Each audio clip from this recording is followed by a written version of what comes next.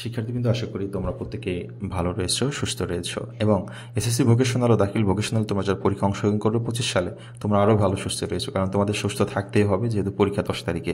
এখন এমন কিছু করবা না, এমন খাবার খাইবা না, এমনভাবে দৌড়াদৌড়ি লাফালাফি করবা না যেন শরীরটা অসুস্থ হয়ে যায়। খুবই জরুরি শরীর সুস্থ রাখা পরীক্ষার আগে। হ্যাঁ শিক্ষার্থী, আজকে আমি তোমাদের ইংলিশ সাবজেক্টটার কয়েকটি শর্ট কম্পোজিশন নিয়ে আলোচনা করতে যাচ্ছি, যেগুলো মোস্ট ইম্পর্টেন্ট 25 সালের পরীক্ষার জন্য, একটু খেয়াল করবে। তো শর্ট কম্পোজিশনটা ইংলিশ সাবজেক্টে এসে থাকে, হ্যাঁ, একেবারে লাস্টের দিকে। তো আজকে আমার কাছে মোস্ট ইম্পর্টেন্ট 3টি শর্ট কম্পোজিশন আজকে দেখানোর চেষ্টা করেছি। আশা করছি এর ভিতরে একটি কমন থাকবে 100%। প্রথমটা হচ্ছে ট্রি প্লান্টেশন, দ্বিতীয়টা হচ্ছে টেকনিক্যাল এডুকেশন অথবা ভোকেশনাল এডুকেশন অথবা ফিউচার অফ টেকনিক্যাল এডুকেশন, যে কোনো একটা আসলেই হবে, এটা লিখলেই হবে। আর নেক্সট হচ্ছে নিউজ পেপার। শিক্ষার্থীবৃন্দ, নিউজ পেপারটা আগে আমি শুরু করি। নিউজ পেপারটা হচ্ছে, এখানে লেখা আছে যে news paper has their own importance in the world. Newspaper publishing companies have now built application or website that allow user all over the world to access them. Current event and general knowledge can be learned by reading instructive articles in newspapers on a daily basis. There are a number of popular English newspapers published in India. Some of them are the Hindustan Times, the Indian Express, and the Times of India. Each newspaper has different style of, আচ্ছা, এটা ইন্ডিয়ার news paper দিয়েছে, আমরা বাংলাদেশে দিয়ে দেবো daily star, এরকম কয়েকটি নাম তোমরা এখানে দিবা। নাও, what interest a person? Why do they read newspaper?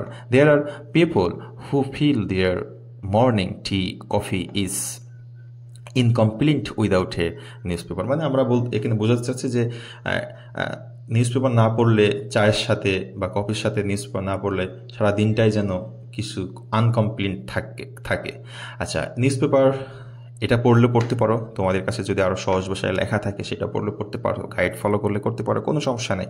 এরপর হচ্ছে technical education.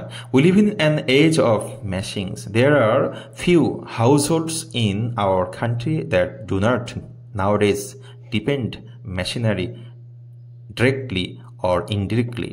Manual labor is being surpassed by steam, gas, and electrical power. The force of nature are being, আচ্ছা, এটা তোমরা পড়ে নিবা।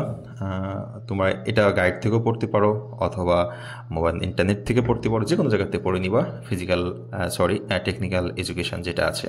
এরপর হচ্ছে ট্রি প্লান্টেশন। এটাই বলছে আমার কাছে মোস্ট ইম্পর্টেন্ট মনে হয়েছে, এই জন্য ফার্স্টে রেখেছি।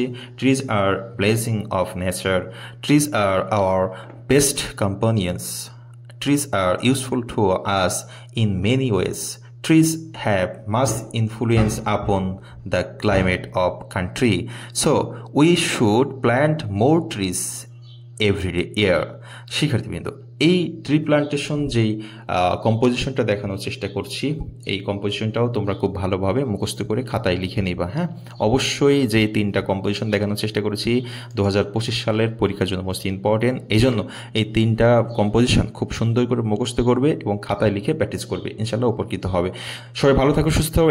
এছাড়া প্রত্যেকটা সাবজেক্টের স্পেশাল সাজেশন, কমপ্লিট সাজানো গুছানো পিডিএফ ফাইল তোমরা যদি নিতে চাও, এই নাম্বারে স্ক্রিনে থাকা একটা নাম্বার দেখতেছো, এই নাম্বারে হোয়াটসঅ্যাপ আছে, জাস্ট হোয়াটসঅ্যাপে মেসেজ করলে হবে, কীভাবে নিতে হবে তোমাকে হেল্প করবে। সবাই ভালো থাকো, সুস্থ থাকো, কবিটি বানার সাথে থাকো। আল্লাহ হাফেজ।